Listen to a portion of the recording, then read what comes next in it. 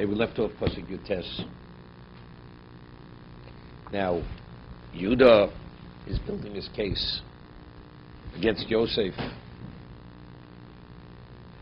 to show the whole thing is purely a frame-up, and in terms of himself, they're honest, and it's purely a baseless accusation. And it's only a ploy for him to take Binyamin. Adoni Sha'al, my master asked, Es avodov lemor. My master asked his servants, Hayesh lechem ocho ovo och, do you have a father, do you have a brother? So Rashi says, what is he saying? Initially you asked. Now the question is, what do you ask? Sometimes people ask questions. What do you ask the question? Person says, what do you do? You're interested in hiring me. What do you ask that kind of question? What do I do? Say one or the other. You want to. The question is, do I have sufficient value in your eyes or not? Otherwise, why are you asking me? You ever think why you ask a person what he does? Well, maybe you could do something for me. Otherwise, why are you asking what do you do? So when a person asks a question, he asks it with an intent. There is an intent, some level of intent. So over here, Yudah is saying to Yosef, he's the viceroy. Why should he ask this kind of question? Do you have a father? Do you have a brother? Initially, you came with this sinister intent.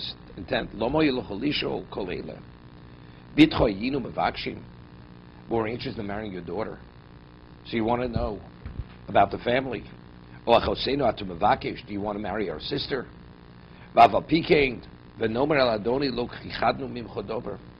We did not hold back anything. We did not lie. We told you exactly what things were, meaning we acted honestly with you. And we said to my master, it's interesting, he speaks in the plural and then he goes to the singular. We said to my master, because he's speaking. Even though he's speaking, he's speaking as an individual. He's referring to originally when we had said, we spoke as a group, but now I'm speaking as an individual. He's presenting his case. He's building his case. And a child that was born, the youngest, in our father's old age. And his brother died. And he was left all by himself to his mother, and his father loves him. This is originally what they said. Yudah actually said something which wasn't the truth, right? Initially they said something wasn't true. He says, we were honest with you. They weren't honest with him. Because they said, our brother died. He didn't die. They sold him into slavery. Omar shu kayom yom haviyu etzli. That's a little difficult. It seems to be this Rashi's contradiction we had before. In last week's parsha, when he accused them of being spies, they said to him, we came to buy grain. Also, remember they came through 10 different gates when they came to Mitzrayim. So they asked them, why did you come through 10 different gates? Because we had a brother who was sold into slavery, and we're coming to look for him. And if we have to ransom him. And Yosef said to them, and what happens if his master is not willing to release him? He said, we're ready to destroy Egypt. So see, you are spies. So they admitted that they did have a brother. They said they had a brother. And Rashi is saying over here, Ochiv mes, our brother died. So I said, how do we reconcile the two? Yeah. So the Sifcham asked the question.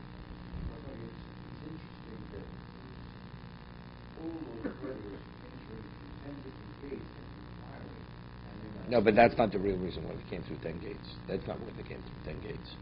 The real reason why they came through 10 gates is because each of them had a very unique presence. Could you imagine 10 people coming through the same gate? It's something you've never seen anything like this. So Yaakov was concerned about Ayin Hara. So he wanted to somehow to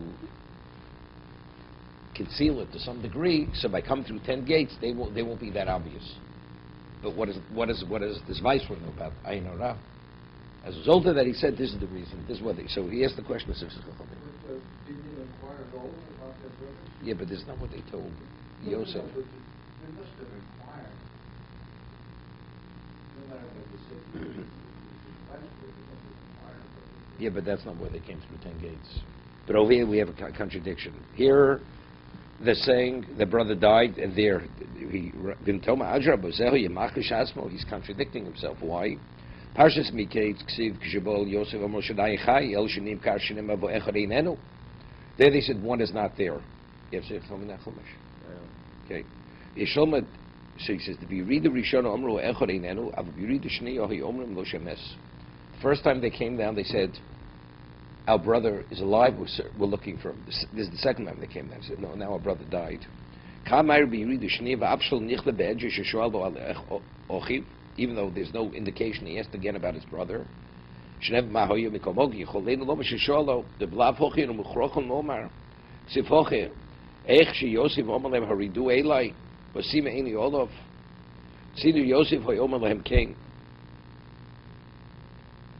Okay?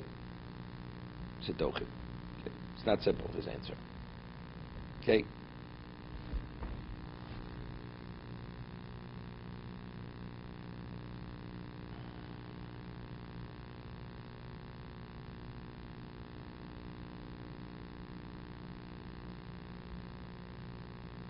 Levado l'imo me'osa ein lo orach. He's the only child from this mother. V'tomer lavadecho. And you said to your servants, Horidu Eli, bring him down to me. Osimeni Olav, I want to gaze upon him. I want to put my eye upon him. Vatome Lavadecho. And you said to your servants, Lo Yera Achichem Akoton, that if your youngest brother does not come down, Itchem with you, Lo Sifin Urosponai, you will not see me again. You should not see me again. Vayiki Olinu, Rashi wasn't Savino V'mes. Excuse me, I skipped the post. Domer al Adoni. We said to my master, Lo Yuchal Lazos Esoviv. The youth cannot leave his father. V'oz Esoviv V'mes. If he leaves his father, he will die. Meaning they're so attached. The level of detachment. He's not saying because out of emotional attachment. That since his mother died on the way, we're concerned that if he's on the way, it may repeat itself. Like it's a bad omen to go on the way. That's what they were saying.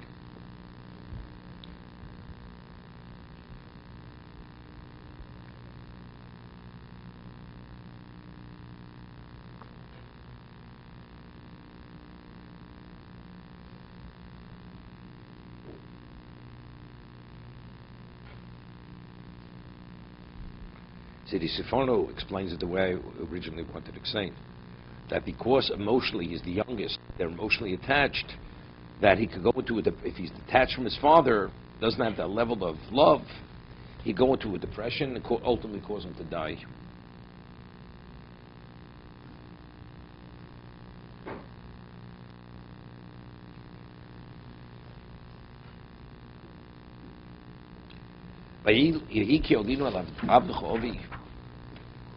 When we ascended, went up to you, your servant, our father. There's a problem already. They're referring to the father as Yosef's servant. You know what that means? And we told him over the words of my master.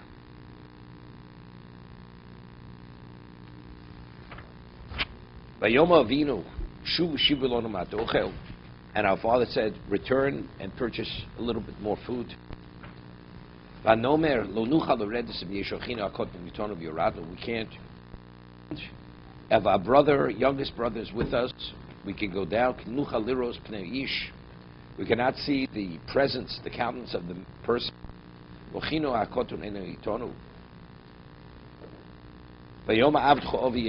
Second time.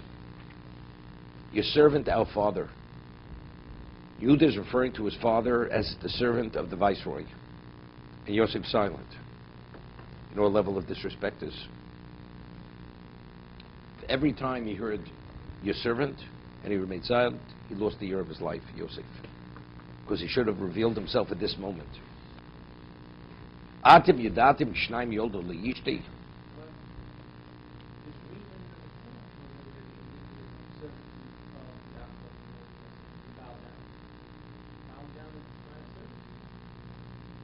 What Yaakov does on his own, that's one thing. But to hear your father be called your servant, that's a disrespect. No. Again. You cannot do a prophecy if you have to be in violation of something. I'll give you an example.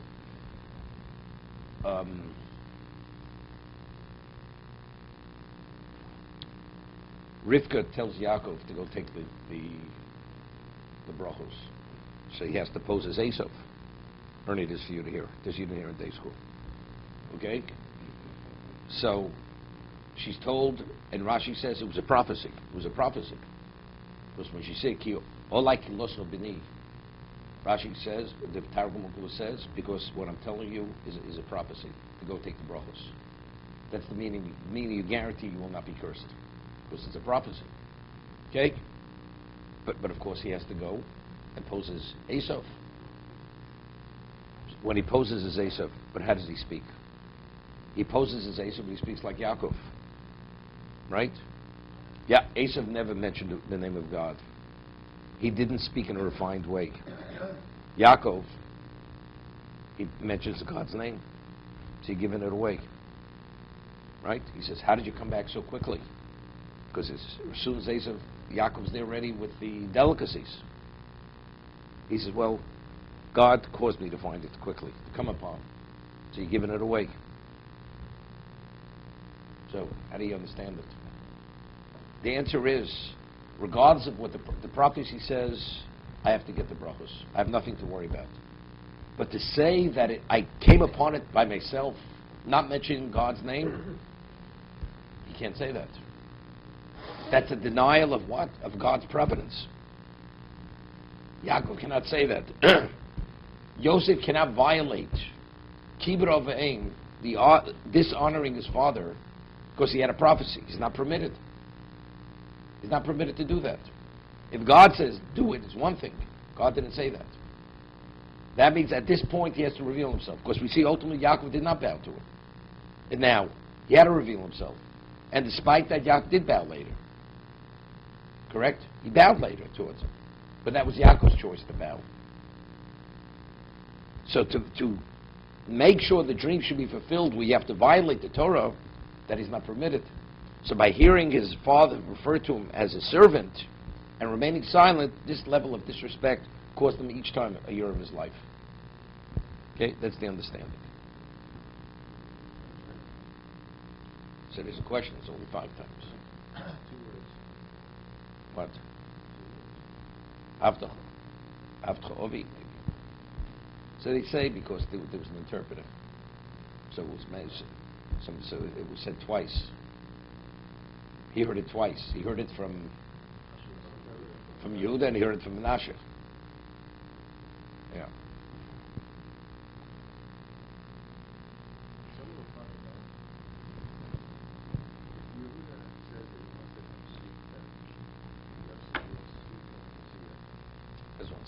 Well, there's a question what it means.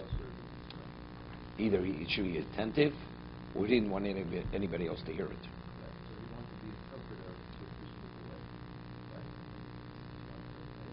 Yeah, but if he doesn't understand Hebrew, what's the point? Good question. That's why I didn't learn that. So if he's asking if he wants to speak to the museum, he doesn't know that he No. So the Orach Chaim HaKadosh learns, whenever a king, he was a king, he always had his courtiers around him. He didn't want them to hear it. But to interpret, of course, he was there to interpret. Understand, the interpreter is purely a pawn. Courtiers, ministers, they have a mind of their own. This is not for them. They have minds of their own. They do things. Therefore, he didn't want them to be involved. Menashe was the interpreter, right? So Yeah. would you ever see it as a threatening mood? here he says he's going to destroy Egypt, and he's coming closer. I mean, he's armed. I imagine he has a sword or something. He's getting closer. It'd be a threatening move. It could be.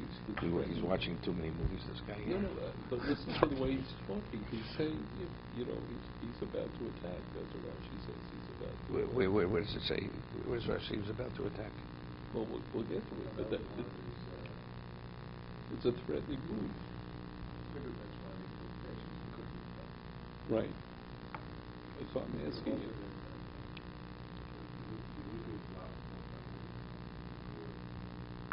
He was the spokesman.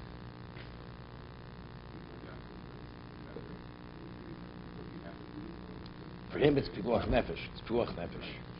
He had no choice. Okay, let's see the morality.